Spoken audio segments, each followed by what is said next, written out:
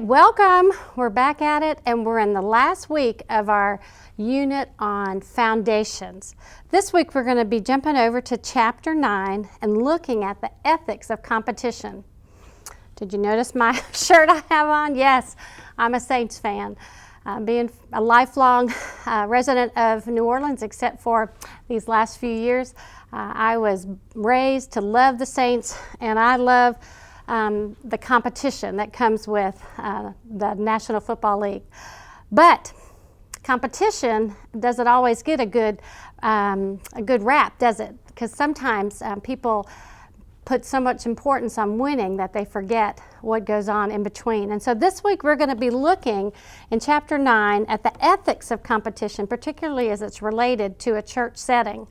Now our author, takes the concept of competition, and he breaks it down into 3 different perspectives. He wants to get you thinking about, well, what's sportsmanship?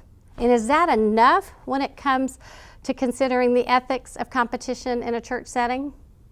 And then he takes it and he explains to us the whole idea of gamemanship.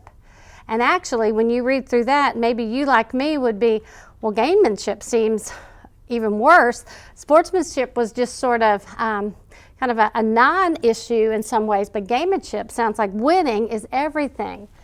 Well, our author of this chapter takes it to one step further, and he wants us to consider what it means to be people that show Christmanship. And on page 194 in our text, he says, Christmanship encourages athletes to live out the characteristics, attitudes, and skills that emulate Christ and conform to his image in the arena of competition. Well, I hope that you'll process that, and I look forward to hearing some of your feedback on that. At the end of the chapter, on page 210, our author says, the church is called to lead, not follow. The church that remains biblically rooted will no doubt lead, and the world is greatly in need of highly ethical leadership. I'll let you read the rest of that, but just to consider, what is the role of competition? What does that look like in the world today, and how can we contrast that when we do recreation and sports ministry in the church setting?